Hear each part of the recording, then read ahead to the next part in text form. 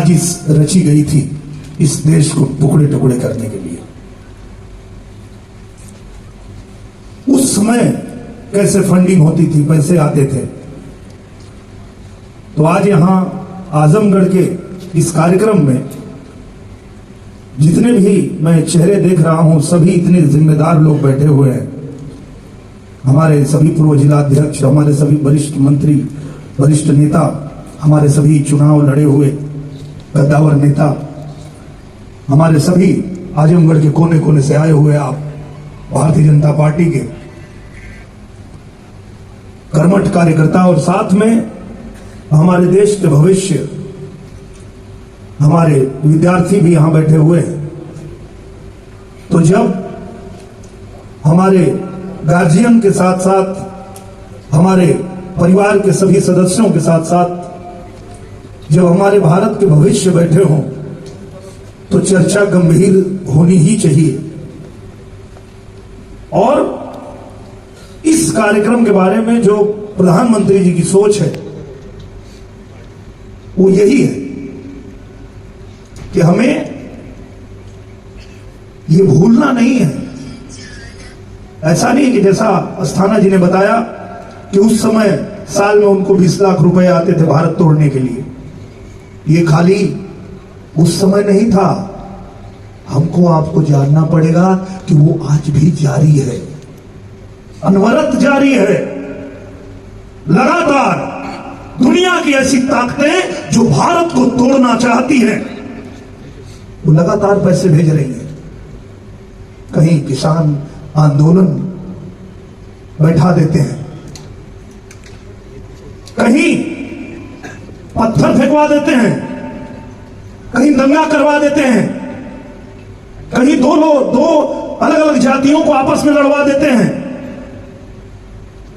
तो अगर हम ये सोचने की भूल कर बैठे कि ये तो खाली उस समय हुआ था, अब तो हम आजाद हो गए हैं, अब ऐसा कोई दिक्कत नहीं है, वही फंस जाएंगे। क्योंकि वो खेल अभी भी जारी है। देखने की आवश्यकता है, समझने की आवश्यकता है। उस समय किसी को सत्ता का सुख चाहिए था तो वो खेल रचा कि भाई हमें सत्ता का सुख चाहिए, हमें कुर्सी पे बैठना है, हमें प्रधानमंत्री बनना है, भले इस देश का विभाजन हो जाए।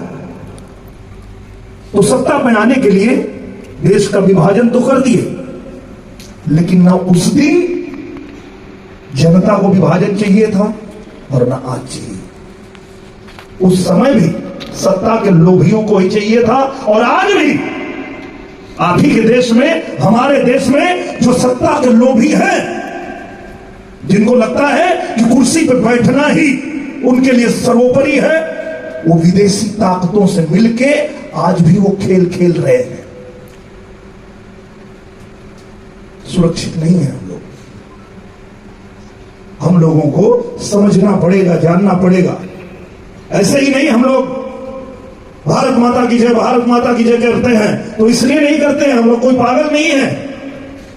भारतीय जनता पार्टी के लोग जहां खड़े होते हैं वहां भारत माता की जय करते हैं तो इसलिए करते हैं कि करता कदर कौन माता मही की, अगर जन्म लेने के रिश्ते न होते आजाद होता न भारत हमारा, अगर हिंद में कुछ फरिश्ते न होते। अगर इस धरती को मां नहीं समझते, इस मिट्टी को अपनी मां नहीं समझते तो जान की बाजी लगाते नहीं लगाते। यहां विद्यार्थी बैठे हैं, मेरे भारत के भविष्य में बैठे हैं। मैं आप लोगों को बताना चाहता हूं कि आपकी उम्र में जन्मे किशन सिंह की गोदी के तारा, ये खून से सींच भारत की रहती, वह थे भगत सिंह, बचपन में कहते करूंगा पिताजी बंदूकों की खेती।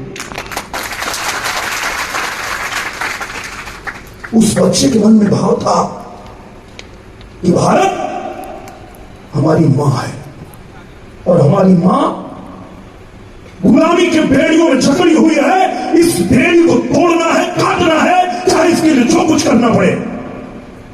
अपने पिताजी से कहते हैं कि बाबूजी, खेत में बाबूजी छींट रहे थे कुछ फसल।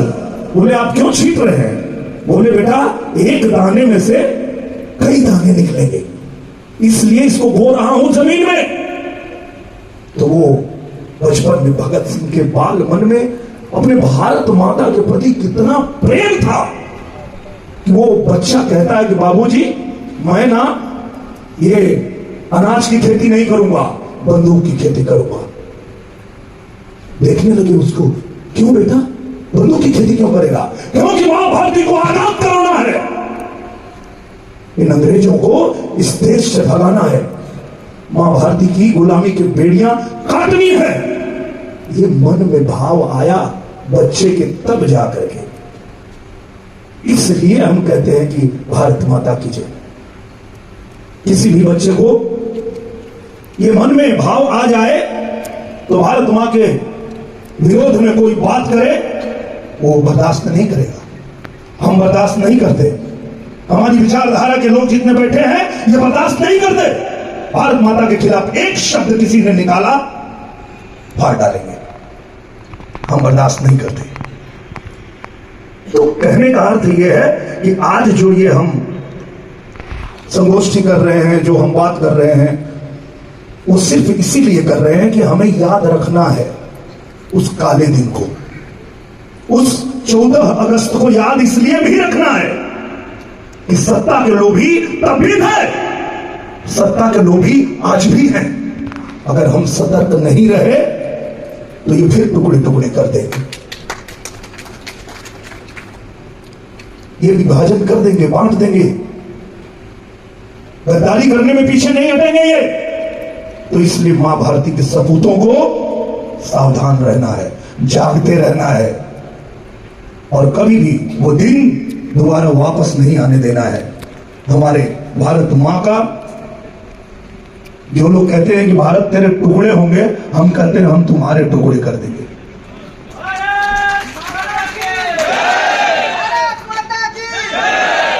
तो भारत माता को मां कहने वाला एक बेटा भी अगर इस धरती पे जीवित है तो दुनिया की कोई ताकत भारत को दोबारा टुकड़े टुकड़े नहीं कर सकती। इन्हीं शब्दों के साथ मैं आप सबको बहुत प्रणाम करता हूं। यहाँ जितने स्वतंत्रता संग्राम सेनानी के परिवार के लोग आए हैं, जितने शहीदों के परिवार के लोग आए हैं, सबके चरणों में बहुत बहुत प्रणाम करता हूं। बहुत बहुत धन्यवाद।